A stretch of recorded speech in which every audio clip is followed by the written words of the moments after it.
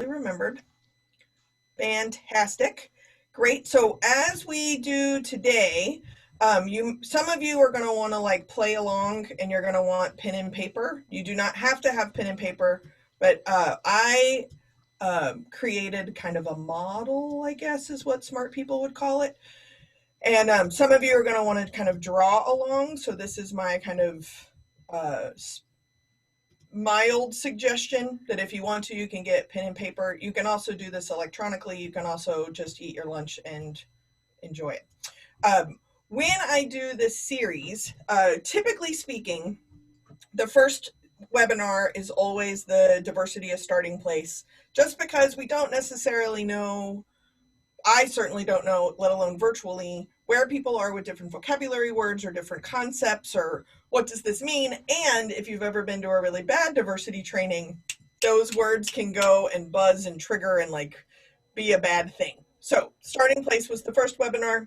Then you may possibly remember what seems like 8 months ago was last week.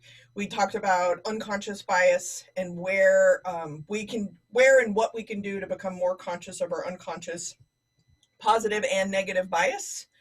So then the last one, which foreshadowing is next week, is becoming a better ally. So kind of putting all of this stuff together into kind of a bow as to what you can do, which, spoiler alert, is mostly just about listening, but I don't want to get ahead of myself. So this is the slot that I usually refer to as the wild card.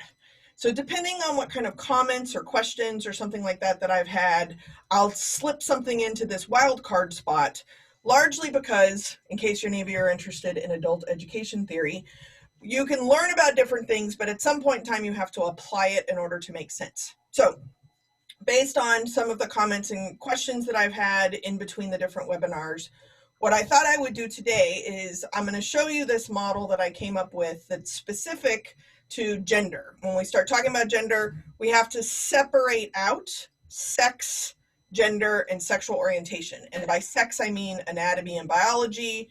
Gender, I mean roles, identity, perception, and expression. And sexual identity or sexual orientation are the kind of relationships that someone may or may not be in. The reason why I chose this as the wild card is that for some, you're very, very comfortable with some of this information. And for others, this may be new, or there may be some kind of intersection where even just the separating out of anatomy, biology, the social construction of gender, and then how we describe our relationships with one another can get really conflated. So no matter how familiar or not familiar or how you identify, what I want to do is I want to go through kind of these pieces, but then we're actually going to get to kind of advocacy and empowerment and what this has to do as we intersect with different identities. So please feel free to use the chat as we go along. You can also send me a text message at 202-670-4262, even if you're watching the recording. Just in case you have any thoughts or comments or questions along the way, I'm happy to help. So as I was talking about, we're going to talk specifically about gender, sex, sexual identity, or sexual orientation. But the overarching piece is also finding yourself in the model. Specifically, if you identify as heterosexual or you identify as cisgender, meaning not trans or not gender nonconforming, not non-binary. But if you identify as a cisgender straight person, you have to find yourself in this conversation, because otherwise what ends up happening, and I was guilty of this for years, is kind of external diversity training or exposure or reflection. Until you find yourself in the conversation, it's very hard to claim responsibility for who and how you are, which ultimately I think is our main responsibility. So first, I'm going to break down just some education, just in case, because I don't know where everybody is, as far as their own identities or their comfortability or friends or exposure, etc. So when talking about a particular topic, I think it's always important to kind of start with a listening piece of like, okay, so what words are we going to use? What words are you familiar with? What words aren't you familiar with? And how do you use them? So I first talk about this kind of binary. So almost everything we do divides into a binary because it's really comfortable, but it's actually not very realistic. So when we have this binary, it's like salt or pepper, gay or straight. If you're gay or lesbian. And that's not necessarily true, because you can be pansexual or fluid or asexual or demisexual and still not identify as heterosexual. There's a lot of different complications that we often refer to as the gray, but when we get confused, we don't like a lot of space for gray, so we shove everything to kind of a black and white binary. So what we need to do is notice when we are more comfortable with a binary and when we are more comfortable with the gray. So then if we can do that, we can kind of reformat, that's probably not the right word, just update what are some possibilities and then take responsibility for what we do know or what we don't know. So with that, I'm going to invite you, if you're playing along, to draw along on your paper. We're going to use a triangle, and the triangle has 3 different points on it, and we're going to label them sex, gender, and sexual identity. Now, some of you may be more familiar with the term sexual orientation. Totally cool. I use the term sexual identity, and I'll explain later why I've made that adjustment. So if you're playing along, this is what your triangle looks like. We're going to take each side of the triangle one at a time and really kind of flush out what it is that we're talking about here. So sex, generally speaking, you don't have to get all advanced class, but generally speaking, we like to think of it as a binary too. So when we talk about anatomy and biology, we also often talk about what is male and what is female. Those are kind of sex-based characteristics words based on biology or anatomy. Oh, okay, great.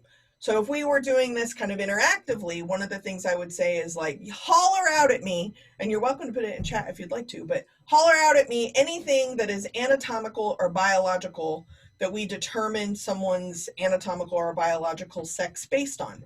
So usually what happens is people either go, or the first thing that happens is some kind of genitalia reference. I find this one particularly funny because I just said genitalia and no one lit on fire. But when we say genitalia, we often don't actually say genitalia. We usually say penis or not penis. Right. So external genitalia is what we're usually kind of noting, and how we assign birth sex is based on whether there is or is not a penis present. Now, the reason why that is so kind of fascinating to me, there's even a country song that references this, is that these are determined often in utero. Now, sometimes it's done by actual like technology where pictures are taken, and sometimes my mother was a hippie. I'm sure no one is surprised by that. So her midwife did some needle spinning test or something, and so I was supposed to be twin boys because of this needle test, right? So genitalia is kind of this binary. Surprise, by the way, I've never been a twin boy in my entire life. Just a really big girl. Maybe it's more efficient.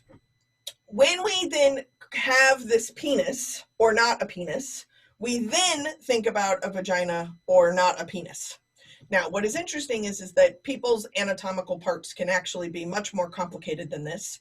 But again, we're going to keep it simple and keep it in this little binary. So you'll notice as we go down the list, when I talk about genitalia, if it is assumed that a male would have a penis, and then there's other assumptions that come with the male who has a penis, just like it's assumed a female has a vagina and the other assumptions that come with that. So for example, chromosomes. There are over 500 combinations of chromosomes, but we like to keep it simple. So we think about males with penises having XY chromosomes and females with vaginas having XX chromosomes. Now, what I think is particularly interesting is that most humans have no idea what their chromosomal makeup is, just like they also don't actually know what their hormonal makeup is, unless they're having puberty, fertility, or menopausal related issues, and then they have to get something fixed, right? But otherwise, most folks don't actually have these tests. We just assume that our chromosomes, our hormones align with what we also generally assume our genitalia, or at least somebody else's genitalia is, because it's also not socially acceptable to really get into that conversation. And then because of those assumptions, we then determine if someone is male or female, which is also an assumption. Now, I am not a medical practitioner, and I know a lot of you have way more medical background than I do. So I'm also Southern. So I like to call this innards, because there's other giblets that are floating around inside of a human body that are generally based on anatomy or biology. So maybe it's like lactation situations or prostate glands or other floaty bits. I don't know all of the words, and I probably wouldn't be able to spell them, but I call them innards. So there's anatomical, biological, floaty bits that are happening inside of a body that we often don't even know about, again, unless there is a problem. Now, there are also secondary sex characteristics. Secondary sex characteristics are based on genetics and DNA, right? So you can't like make them occur unless you adjust your hormonal level, and then your body's actually like switching up what's happening based on hormone levels. But secondary sex characteristics are also interpreted. So if we take body hair or the height or depth of a voice or size, all of these kind of things are based on one's genetic predisposition, but they're interpreted. So if we also take like excellent voice pitch, Adam's apple, we can also take fat storage. So depending on where your hormone levels are depends on where your body stores fat. So if your estrogen level is high, it's much more likely to be stored on your chest or on your hips. If your testosterone level is high, it's much more likely to be stored on your back or on your legs.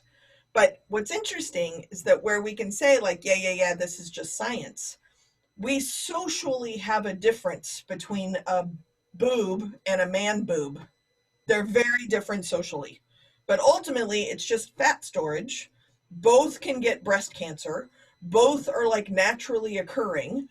And we socially interpret them very differently because of the rest of the connections of either our assumptions or perceptions about someone's physical anatomy or biology. So that's what I mean by secondary sex characteristics, whether it's like big feet or facial hair or different. Adam's apples are a really great example. Believe it or not, women also have the ability to speak and have a vocal box. It's amazing. It's just not usually as visible, again, because of fat storage. So if this is basic biology and sex, then when we start talking about gender or sexual identity, we have to remember that this is not determinate based on anatomy or biology, but we often think it is. So if we take that away, then what is left? And what is left is gender. Now, one of the things that I think is really interesting with gender is that it takes very little logic for all of us to kind of agree on how we apply gender, even though gender performance changes over time. So, for example, I don't know if you have seen this, but have you seen people put eyelashes on the headlights of their cars? Have anyone witnessed this? Okay, fantastic. I'm getting some nods. So here's my question. When you put eyelashes on the headlights of a car, what gender is the car now?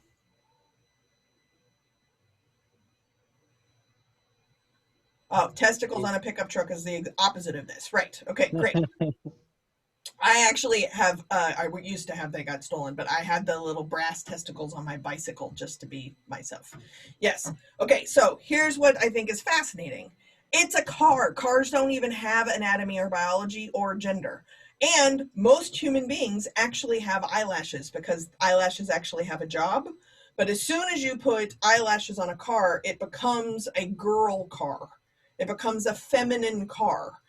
That doesn't make any sense. It's not even a thing. It doesn't have anatomy or biology, but that's how gender works. It's not relevant to anatomy or biology. It's relevant to how we socially perceive something that may actually be naturally occurring. So for gender, if you were playing the home game, the 4 different aspects of gender spell ripe. So it's roles, identity, perception, and expression. So that's the 4 aspects of gender. The gender roles are kind of how you perform in your family, with your friends, at work. Do you take up a lot of space? Do you take up little space? Are you a brother or a sister, a mother or a father? These things kind of have a gendered role with them. I'm kind of the mama bear. Notice how that's also gendered, but that means something, right? Like when I'm out with a group of friends, back when we used to be able to do this, I'm the one who like kept track of people, called people Ubers, held everybody's keys. I'm also the person who usually holds the table because I don't like to dance, right? Like there's a gender performance that comes with the mama bear of the group. Gender identity is the label that one uses to actually be able to identify themselves. So the label I use to describe myself, which might be masculine or feminine or androgynous or something like that. But it is also the identity label that you send out to other people, hoping that they're going to validate it. In conjunction with roles, the story can get a little thicker, so then it's a little easier for other people to validate how you perceive yourself. Now, I'm skipping perception for a second. I'm going to go to expression, because expression is also outbound. So how we all decide to show up in the world Could be our wow color. It could be how we change our hair. It could be, again, whether we're loud or we're not, or do we cross our legs or do we spread out? Do we stand or do we sit? All of those pieces, again, are outbound messages. And if you take roles, identity, and expression, an individual person, including you, including me, are making choices of how we are performing gender or how we're not performing gender. Some folks, the whole point of performing gender is to show how gender is stupid and a social construction, and they do whatever they want to do, which is, for some, even a political act. For some, it is an intimate, maybe even like sexuality-based act to be able to do something in the quote-unquote other gender. Notice again the kind of undercurrent of this binary. But we made all this up. Now, the reason why I skipped perception is because perception is the one that we have no control over. So what I can send out all these messages and hope that you perceive it, hope that you validate it. Now, what I can do is notice when I'm looking at other people, what kind of tips do I need to tip the scale again on this fake binary to say that someone is a man or someone is a woman or someone is masculine or someone is feminine? What do I need to interpret that in a successful way? And because generally we're all jerks, if we don't perceive it, we will not validate it, even if the other person actually knows themselves better. That's why often we need to ask for like preferred names, or we can volunteer what pronouns we use so that it becomes like a safer space for other people to actually talk about which pronouns they use. Perception, the only part we have control over is what the variables we use to perceive something, and then that is how we either do or don't validate what that is. But otherwise, we're all just sending out messages hoping that they will be perceived and validated. If I flip this to humor, I think it's a really great example, is that you all know somebody who believes they are really funny, and they are very wrong. They are not funny, but man, do they try, right? So what you end up, my uncle was like this. So what you end up doing, at least in my family, is we like prepared ourselves to laugh along with my uncle's not funny jokes, because it was important to him to show up funny, largely because our whole family was funny and he missed the boat on that one. But after a while of kind of like validating his sense of humor that I don't perceive, I did kind of learn his sense of humor. And then I was able to kind of validate his sense of humor that was different than mine. So that might be like low-level ally work, right? It's not teaching him how to be funnier. It's actually adjusting my perceptions of what I need in order to register someone as funny. In my family, on the way home from reunions or something, we'd then rewrite all of his failed jokes. It's one of my favorite memories.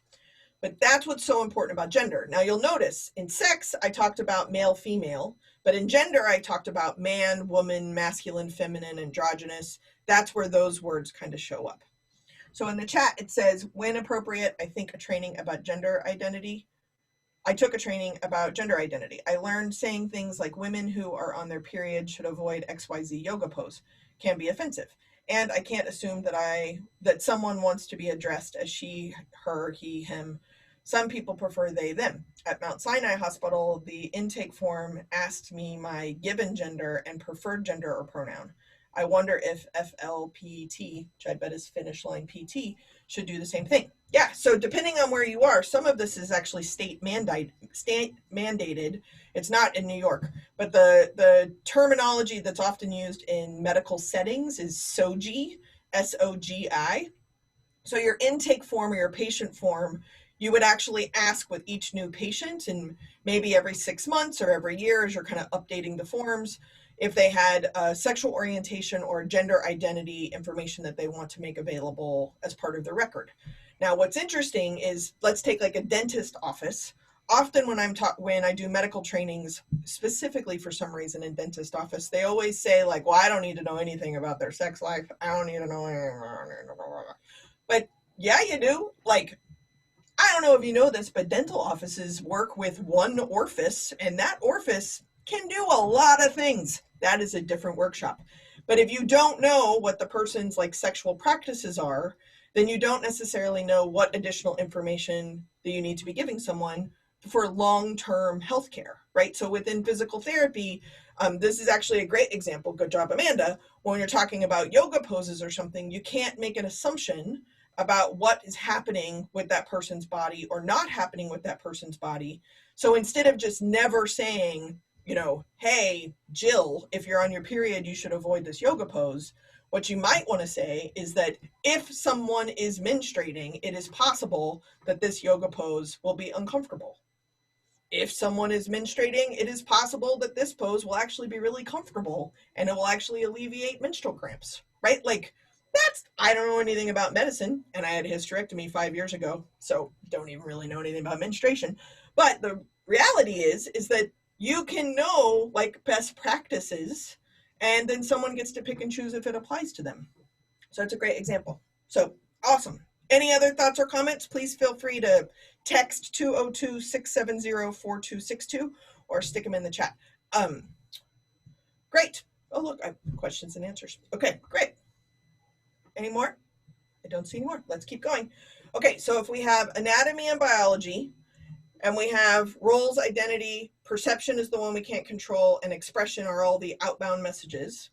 Then when we start talking about intersex, some of you may be familiar with the LGBTQIA. So this is where the A show or the I shows up. So some may be more familiar with the term hermaphrodite. This is why I'm not invited to parties. But hermaphrodite is Hermes, the ideal man, who is a mythological creature, and Aphrodite, who's an ideal woman, is the mythological creature, were heterosexual, fertile, and had consensual sex, and then poof, had a magical baby. And that baby was the perfect blending of everything male and female. So that's where the term hermaphrodite even comes from, is that's the name of the mythological baby. So that term has been kind of pathologized, so we don't often use that term anymore.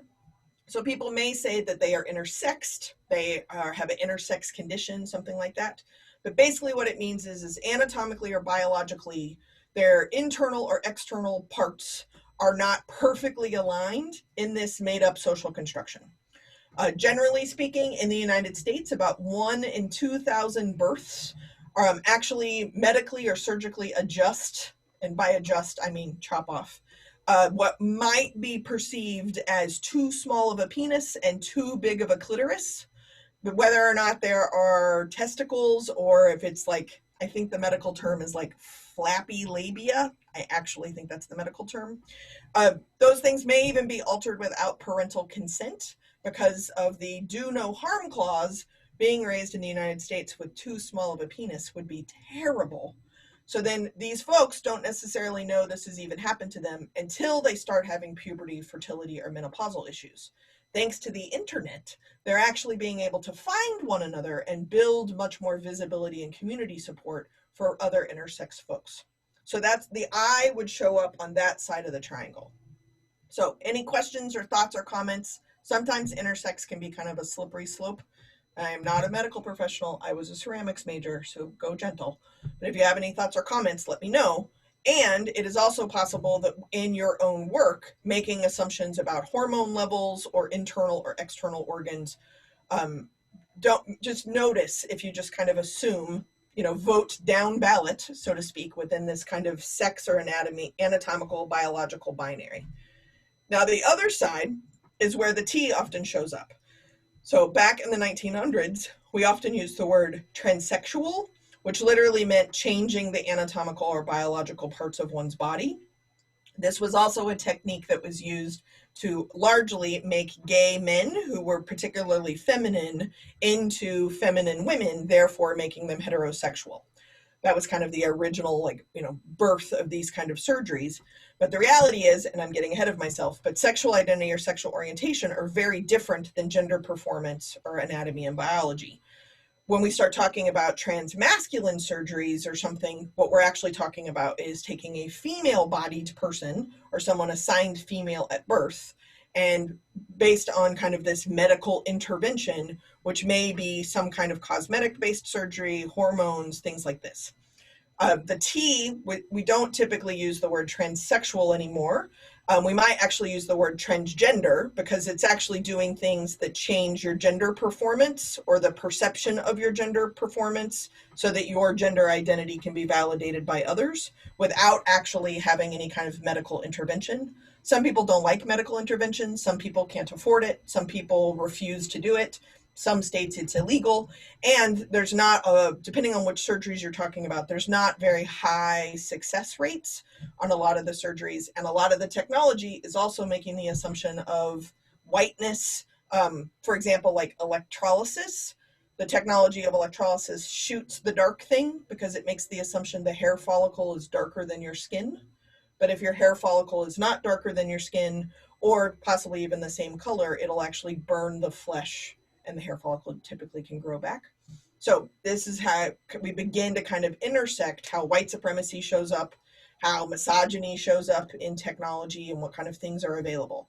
So by using the word transgender, it actually took that stuff into account and then really talked about a mutable performance of gender. Then eventually we just kind of use the word trans or non-binary, non-gender conforming. But that's where that would show up and how that's different than anatomy and biology.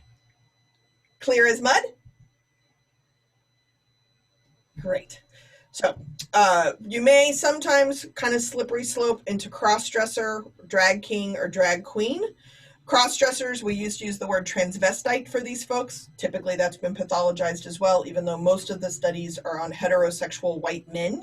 The idea is that folks would wear, quote unquote, the other gender's clothing, largely in private, for either sexual, emotional, or spiritual arousal, but it's very private. The difference between drag and cross-dressing is that drag is very performative, it's very public. So again, still this kind of binary exists. So a drag king would be a woman wearing men's clothing in a public fashion. A drag queen would be a man wearing women's clothing in a public fashion. And this is another great example of gray, in that we like to keep things super simple, but there's a million different terms and a million different realities of cross-dressers and drag performers. I am a cisgender woman. Cis is the Latin prefix meaning congruent. So how I was labeled at birth, even though it was twin boys, when I was born, they're like, that is definitely not a twin boy.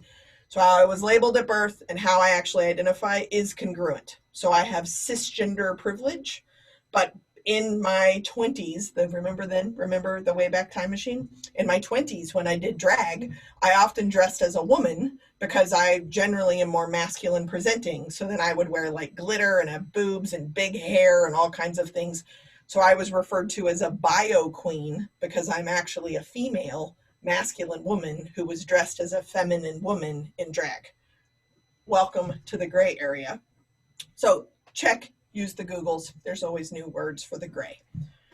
So I talked a little bit about gender variant, gender nonconforming, gender bender, non-binary, things like this. These are people who maybe don't actually solidly, consistently identify within a binary gender system, or they're actually pretty cool with their bodies. They just aren't necessarily interested in conforming to this socially constructed binary.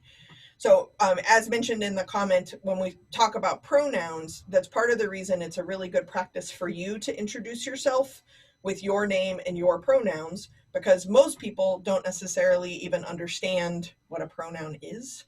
So they're not necessarily being transphobic. They're actually being like, I was not expecting a grammar pop quiz.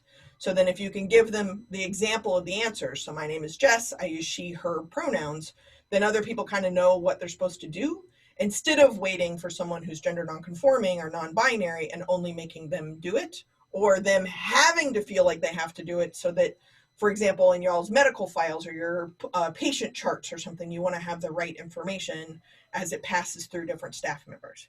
Also a very bad practice, I saw this so often in different kind of medical settings, is you don't necessarily need to put this in giant red marker on the outside of their paper folder. And if you use electronic medical records, you can often put this in the notes section. And I just think it's important is that there's probably not really a lot of reason for you to know how someone labeled themselves or were labeled by other people years ago. You probably just need to know how they are right now. But how they are right now or how they identify or express themselves right now is also mutable. So you might want to like check in about it. So when we start talking about sexual identities or sexual orientation, so good job, Brendan, it's coming.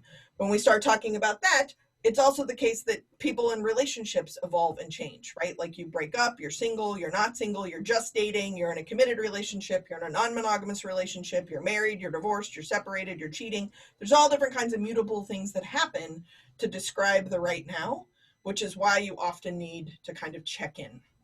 So even with names, my name is Jessica. When I was in middle school, everyone's name was Jessica. So I was that kid who tried to go by Ika instead of Jess. That did not catch on, just so you know. So eventually I gave up Ika and I've now just kind of settled at Jess.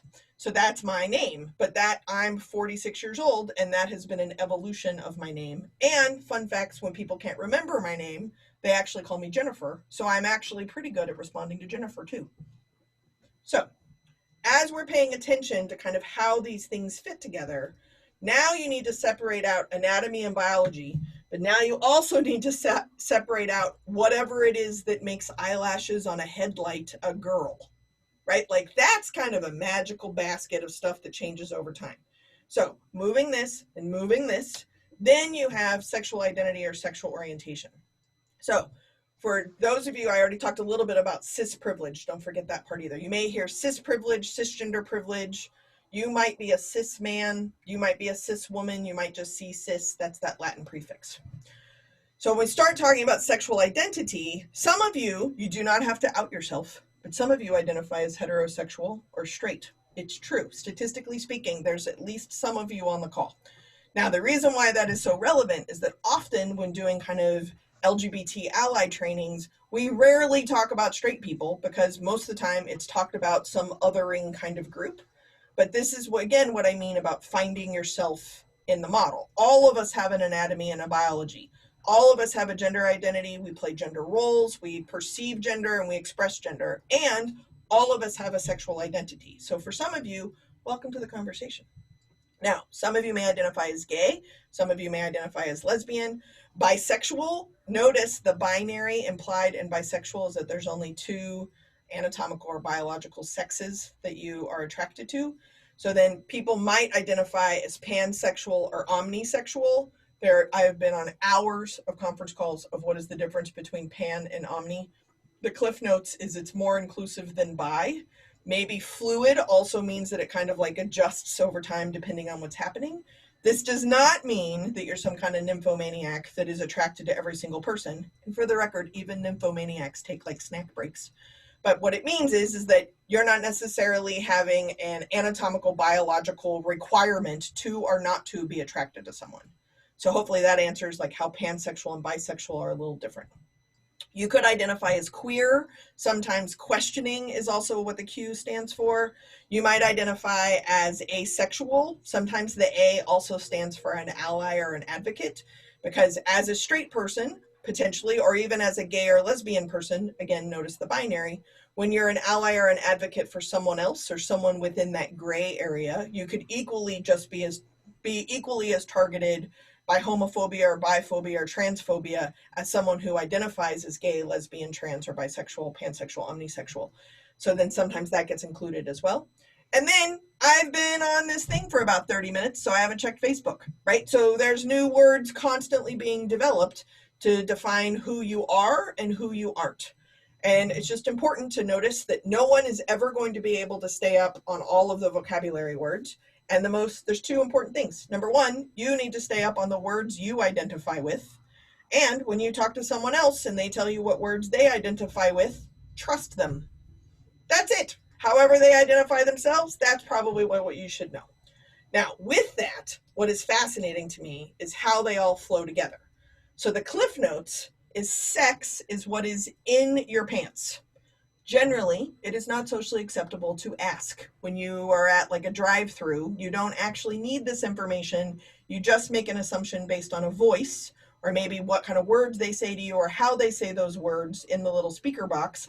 And then you, if you're polite, you will say, thank you, ma'am, or thank you, sir, right? That is a binary based on perception without any anatomical parts, but we still interpret it. So if sex is what occurs in your pants, gender is the pants themselves. What's their job? How do they walk in? How are they accessorized? Are they hot pink sequins? Is it corduroy? Corduroy can be a very gendered thing. Are they plaid? Are they high rise? Are they low rise? Are they bell bottoms? Like what do you perceive to be in their body inside the pants? But it's also based on the pants themselves, right? So that has nothing to do with their physical body, but how their pants are showing up in the world. And then lastly, when you take your pants off, what do you do? That is the Cliff Notes. If people could just embrace this, I would not have job security. And yet, here we are. So, what's in your pants, the pants, and what I assume you do when your pants are off. But what is also the case is that because we like this binary thing, is that once we know this information about one person, then what we end up doing is we write a story about the one other person that they would be in relationship with that would balance off how we perceive their gender performance. So, for example, if you perceive someone to be relatively feminine, then you're going to assume that they're going to be in a relationship with someone who is relatively masculine because we default to this binary that is not necessarily true or relevant. But that tends to be what we do. The reason why I use the term sexual identity instead of sexual orientation is that I think the labels we use to describe our relationships change. Now, sexual orientation is a word that was used and fought for largely because the words lifestyle and preference were used. But I don't necessarily like the word sexual orientation because, one, I'm not a compass. I don't like arrive in a new town and immediately go find the dyke bar. And my taste or whoever I'm interested in or whoever I'm attracted to may actually be fairly consistent, but what that would be called by definition may evolve and change. So, for example, I have already identified myself as a female, so that would be my sex, right?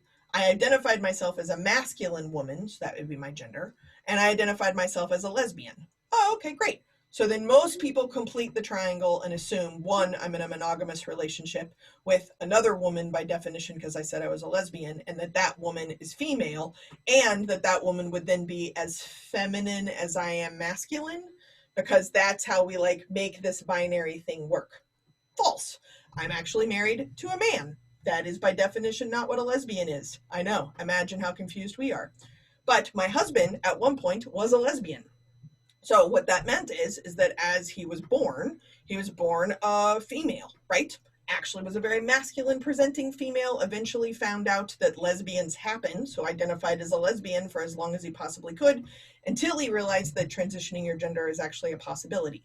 Now, when he went to his PhD dissertation party, which of course I arranged, but when he had his PhD party, all of his ex-girlfriends came. He's that kind of guy who's like friends with all of his exes. I do not know this life, but all of his exes came, and all of his exes are very large, very big personalities. All of us were wearing polka dots, and we completely took over the pizza, had all the music going. We were completely in control and in charge of the entire thing. His taste has not changed. Luckily, prior to transition, before I really knew him, he was really attracted to women who have large personalities, possibly large in stature. Post transition, samey, samey. That worked out really good for me. But now it's called a heterosexual man or a straight man, where it used to be called a lesbian. That's why I use the term sexual identity. I still very much identify as a lesbian, even though I'm in a relationship with a man, but that man also used to be a lesbian, so maybe there's a little bit more familiarity. But if you lined up all of my exes, one, I would recommend some social worker and possibly some police support. But if you landed up all of my exes, they also would all play on the same soccer team, right? They'd all be chain smoking in the corner, reading Kafka at a party, because that's also my taste. So my identity may have changed. My orientation maybe hasn't changed. And as far as like lifestyle or preferences, that's kind of still floating in there too. My body has changed. As I said, I had a hysterectomy. That's certainly different, right? But that used to determine whether or not I was female, of whether or not I had a cervix. I don't have a cervix anymore. Am I still a female? I'm going to go with yes. As far as being masculine presenting or feminine presenting, why do people need to know all of this? And as I have gotten older, I discovered dresses that have pockets. That is a publicly accessible, like basically nightgown that you can wear in public. So now I wear dresses because it's hot. And that doesn't necessarily mean I identify as feminine, right? things can be complicated, and that's fine until we think it gets too complicated, and then we start shoving people back into a binary. So with that kind of cliff notes, the reason why I think it's so important is that when we start to think about advocacy or empowerment or inclusion, we have to start somewhere. And to start somewhere, I think you also really have to find yourself in the model. And then you get a little bit more comfortable with kind of the gray parts. Now, if we bring in our friend oppression, there is an oppressive force between sex and gender. It actually polices sex and gender, and we know that they are two separate things because of the policing that happens between the two, and I'm using that word on purpose. So those of you who have access to the chat, what do you think is the oppressive force that actually polices, let's say, privileged unicorn points between biological anatomical sex and gender? I will give you a clue. It ends in ism. Anybody have any thoughts? I'm waiting. Y'all usually get this right. Sexism for the win. Good job. So sexism. Sometimes I hear the word genderism as well. I don't really think that like flows off the tongue. So I'll say sexism. So in a sexist society, if we were to take like, how about the United States? When we give out unicorn points, we give out unicorn points not just to men, but to cisgender, masculine, male men. And I don't mean the Postal Service, right? Like those are the ones that get all the unicorn points. So what ends up happening is feminine, cisgender, women, females, we sit around and are like, men. But we also have more unicorn points that we need to grapple with the privilege of having because we fit into the binary. People know that we stand for. Often we are perceived in a congruent way with how we actually identify. So there's still some advocacy work that can be done, even as cisgender women, because we can be advocates for genderqueer, non-binary, trans folks. That can still happen. Now, and that's an important thing because we blame men for everything, but women, we are also just as problematic. That's why we don't have Todd as a hashtag, but Karen is a hashtag. Now, there is another oppressive force where we conflate sex and gender as if they're the same thing, even though we clearly know they're not, that polices sexual identity and sex and gender. This is the piece that was like, did she say she was a lesbian but married to a man? I'm very confused. That is the example of the policing. So this also ends in ism and is a long word. Any thoughts or comments on what that would be?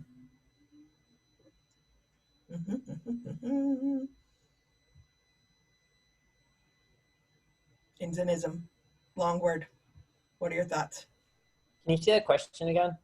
Sorry. Yeah. What force polices sex and gender smushed together and sexual identity? It's an oppressive force. It ends in ism, and it's a very long word. This is good for words with friends.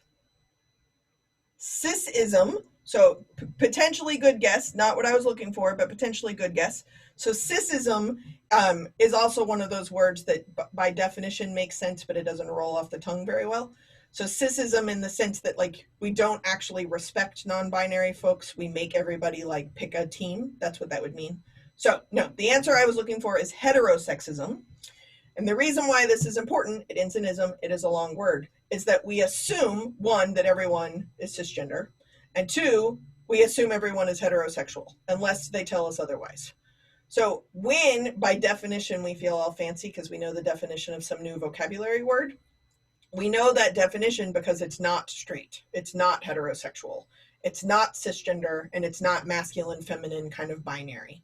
So at that intersection of sexism and heterosexism, this is where most of the time we screw up, and most of the time we could have the most opportunity to advocate for someone else.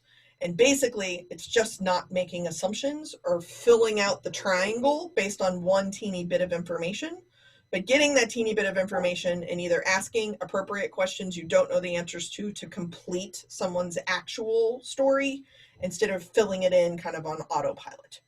So with that, you can actually start doing some ally and advocacy work, which then raises the bar into an inclusion. So thoughts or comments before we move on? How are we doing? I am getting a thumbs up. The bonus of video is that they actually speak for everyone. Okay, well, I'll move along.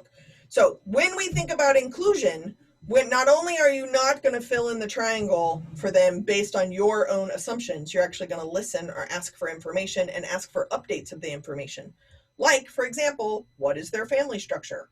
What words do they use to identify their family structure? When you talk about documents or membership or identification or medical intake forms, does any of that information need to be updated? Does it need to be checked on? A lot of times, again, in a medical setting, what ends up happening, it's always in billing. And somebody will tell me, like, look, this particular thing's not going to get covered by insurance if this box isn't checked, so I don't know what to do. Well, what I think is important is that when you're in that situation, the patient, they're aware that they're going to have some issues with forms. So as a service provider or a health professional, you have the opportunity to triangulate against forms, against bureaucracy, and be with the patient. Instead, what often happens is we're like, well, this is out of my control, and you triangulate with the bureaucracy or the forms and make the patient figure it out. But if you're really about long-term care, then you're on the patient's side. And all you have to do is say, like, yeah, I can't change this form, and here's the deal. This is what they picked. How do you want to fill this out? If you answer it this way, this is likely to happen. If you answer it this way, this is likely to happen. What would you like to do? And then you're giving agency back to them. I did a form this morning for my unemployment progress. And when I was filling out that form, it said gender, and then it was male, female, non-binary, prefer not to answer. So first off, gender is not male or female, that's sex. And gender would be man, woman, non-binary. So it's an inaccurate question. So that could make someone defensive about what does that does not make sense. Literally, it's like, what's your favorite beverage? Peacocks, coconuts, or stamps? That doesn't make any sense. You're asking my beverage. These options are not beverage. But we conflate them together, and it's not usually your fault because you usually don't have any control over the forms. So be on the side of the patient, not the bureaucracy. That'll help. Thinking about the vendors and the suppliers that you use within your own office, within your own life, your own home, paying attention to what kind of assumptions that you make. Signage and marketing, photographs that are used on websites or things like this, like paying attention there as well. Often it gets very binary, and then there's like one token, usually kind of ethnically ambiguous woman who's in a wheelchair that may or may not also appear to be masculine. And then you're like, check, that's the diversity in the image. Okay, well, that's a lot of tokenizing and possibly even pandering, right? But not only do we do it based on race or ability or age, we also do it based on gender. So just kind of noticing that. Same thing goes with facilities or accommodations. There's a lot of stuff on Facebook about different bathroom signs. And one of the best things I think about bathroom signs is to let people know what happens in that room. Like there's a toilet and a sink and a locker room and a shower. Okay, great. I'm going to make my own choices once I'm inside. There are 2 toilets. There, like things like this. You can be mindful of it instead of making them like dragonflies and beetles. I don't even know what that means, right? Like, and we don't assign gender to insects, so I'm confused. Looking at your facilities, looking at your accommodations, very important. Some offices even like print things out on pink paper and blue paper. Why? You don't need to do that. Protocols and guidelines. Some of these are written, some of these are not written. So when you begin to meet again, one of the things that I think is a fascinating gendered thing how offices work is if it's somebody's birthday, there is a very good chance it is not written down, but somebody somewhere who is usually a woman is in charge of making the cupcakes for the birthday party. And that it can even last after that woman is no longer working. One of the last jobs I had at an organization, the person who had my office space before me was the cupcake making person. So when I moved in, I evidently somehow inherited the cupcake making thing. So obviously this is gendered in a weird way, but fun facts, I don't know how to bake. I would not eat a cupcake that I've made at all. So I bought cupcakes. They were very upset. Now, why did I buy the cupcakes? I didn't know how to tell my boss, you do not want me to do this. And I didn't know the person who was before me, obviously. So they were very disappointed that I bought them. The next month, I was supposed to do it again. So I baked cupcakes, and they were horrible. And that is how they began to notice that maybe they don't want to do this. You could wait 2 months, or you can just kind of reflect on how gender, sex, sexual orientation, how do these things show up in a positive or negative bias? Again, remember last week, getting conscious of the unconscious positive and negative bias. Thoughts, comments, questions? How are we doing out there? You can text 202-670-4262 if you are interested as well, especially if you're watching the recording. Thoughts, comments? All right, I'm going to keep going. So if we have now gone from education, advocacy to inclusion, we're now at empowerment. I technically dislike this word. Let me explain why I dislike this word. When we are talking about diversity on any scale, across any identity, the word empowerment shows up a lot. And there's a way of doing this that is accidentally condescending. Let me use children as an example. Have you heard, let's empower children? Children do not need any more power. They have a ton of power. We, as non-children, just don't listen to it. So often what happens, the condescending kind of power privilege unicorn points that gets applied to the word empowerment is about them ones over there doing something that we find adorable and cute. That is not actually dismantling a system of not listening to them in the first place. So when you think about empowerment, then I think it's important to ask what they want to do, what do they need to do, and then you providing the space to do that if you have the resources to do such a thing. So I actually think physical therapy is a really great example of this, in the sense that I have had bazillions of surgeries, and my husband and I make jokes. It's his turn for knee surgery this year. We have a standing mechanic, hair salon, and a physical therapist in town. And what is fascinating to me about how we both do physical therapy very differently and why we like our therapist is my husband is a long distance triathlete. He has been a competitive athlete since he was 12. You might be surprised by this. I am not. But the same physical therapist doesn't give us the same expectations, but allows us to set our own goals of what it is that we want to do, how much we want to do, how fast we want to do based on what we want to do. Now, there's some medical expertise that if I come up with some idea that's not enough, then maybe I'll get suggestions or nudges. But I'm never going to have the goal of like Lauren's first day back in the pool. That because his first day back in the pool would be my like Olympic distance personal best. So that's what we can customize people's needs, but that's literally the skill at the root of empowerment. Now, when we start talking about empowerment across identities, we've talked a little bit about like finding yourself and your own dominant or subordinated identities. We talked a little bit about becoming conscious or unconscious of your positive and negative bias. And then today, wild card, I wanted to use sex and gender and sexual identity, but also how sexism and heterosexism show up here. If we begin to understand how these layers happen, for us, we can also create space for a much more complicated story for the people that we are working with. Each individual human being that we may or may not ever actually interact with again, or we may not even interact with at all. With that, though, we are able to actually engage in the moment, ask questions that we don't know the answers to, and be able to engage with that person in real life in real time. That ultimately is doing social justice-based diversity, equity, inclusion work, and kind of the new concept that's happening is really increasing the sense of belonging, which is really a much bigger ask than tolerance, right? Tolerance often is a low bar for folks. Unless you're currently not feeling tolerated, then you'll settle for being tolerated. But when we're actually going to challenge ourselves to be able to actually create a space where people can feel like they belong, then what's important to them is what's important to them. For you, you may not think that their life choices that are super time consuming or expensive or you just don't get it. That might not be important to you, but it doesn't matter if it is important to you. What matters is that you provide the space to learn what's important to someone else and then see if you can support it or give them the space to feel more empowered to talk about it. That way they feel like they belong more inside of the group. So with that, we're straight up at an hour.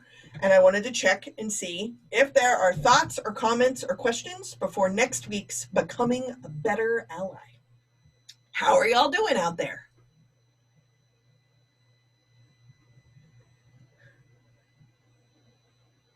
No text yet.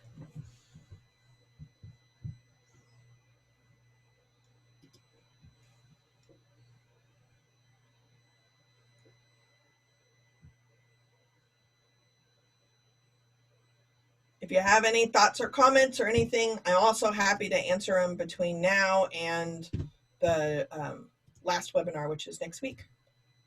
Whatever I can do to help. This is all very helpful information and something to think about moving forward, of being more mindful when addressing people, and because we always see things the way we've always seen them instead of how other people are identify themselves. Mm-hmm. So this information definitely makes you like want to stop, wait, think about it a little more. Yeah, I mean, what's interesting is I appreciate that. And what's interesting is we have the skill of like, whoa, whoa, whoa, hold on, what's going on? We have that skill in other areas. And sometimes they're even like social identity based, where you're like super good listening about complications that you have no connection to.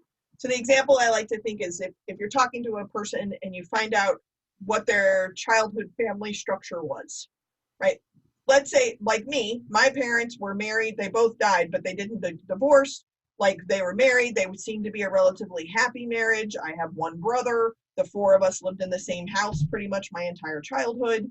Like that's not everybody's experience, right? So then I can listen to people who were in foster care or who had parents get divorced.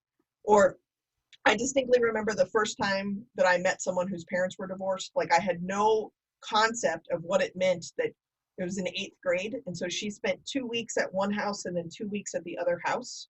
And it just seemed so like cumbersome, right? Like same exact feeling the first time I met someone who was diabetic and had insulin that they had to take every day. I was just like, oh God, that just sounds so terrible. But it's not like my judgment of it was is that I didn't think I'd have the capacity to deal with something like that. And I didn't have to have the capacity. I don't have to understand it. It doesn't have to happen to me in order to be something that's happening to someone else, right? So we can do it with humans. And then there's other areas where we're like, what? That's not a thing. I don't know what that is. I don't, what? No. Okay, well, isn't it fascinating that sometimes you're totally down with this and sometimes you're like, okay, well, just take responsibility for that. Now you know yourself and you know when you're going to be a good one and when you're not going to be a good one to be able to do that. If we take it out of people, I think this is a really great example of condiment usage. So you have your favorite condiment that you put on said food. And then every once in a while you meet somebody and they don't use that condiment, they use a completely different condiment. My level of judgment of condiment use is quite high because I'm pretty sure that I have mastered condiment use. But it is also the fact that if I branch out and listen to somebody occasionally, I learn of a whole new condiment family, even maybe that I didn't know. Completely agree, Morgan. Ketchup is disgusting. So, what is fascinating is I am super judgmental and shut down about anybody putting any, let's take a hot dog, for example. Nothing belongs on a hot dog other than yellow mustard and maybe green relish, but sweet relish and not the hyper green stuff that you get in Chicago. That is, I don't know what that is. So that is my super judgment about hot dogs. Then I had a barbecue hot dog. That was a game changer, right? Then I had a hot dog that actually had Fritos in the hot dog bun. And then I decided to add chili, right? Like I ventured out of my zone. Now I have my absolute favorites, but I also can experience other things. If I can do that with food, why can't I do that with human beings? It's the same skill. And sometimes I can, sometimes I can't, and I'm responsible for the difference. So it's funny when you put hot sauce on everything. Because Lauren has been a competitive swimmer basically his entire life for 40 something years, he can't taste anything because of the chlorine in his nose hairs. So I use like no spices when I cook he douses everything, but he has like 19 different kinds of hot sauces. So there's a difference between this is a Cholula situation, this is a Tapatio situation. We've banned Tabasco from the house. And then there's all the other ones that I've never heard of, right? So even that is a discerning situation to him. If we can be responsible for our own patterns, it doesn't make them wronger or righter, it just makes us responsible for our preferences. And then it allows us space to potentially learn about someone else's preferences and maybe expand our horizons to something else that we didn't previously know about. Maybe. That's it. That is literally doing diversity, equity, inclusion work. And allowing someone to put whatever is terribly wrong on their hot dog, like ketchup, for example. You do you. I'm not going to eat that hot dog. Okay, but I don't have to judge them off the planet just because they're eating their hot dog wrong. That's it. This is not rocket science. However, people aren't really usually consistently willing to do that work. So I have job security, but I don't have to. Other thoughts or comments? Now I really want to know how Megan actually does her hot dog.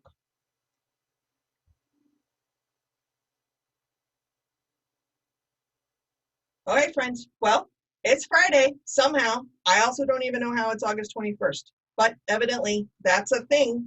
So I will see you next week, same time, and we will do the Becoming a Better Ally workshop. So I'll see you then. Thank you, Thanks, Jess. Jess. Thank you. Thank you. Thank you. Thank you. Bye-bye.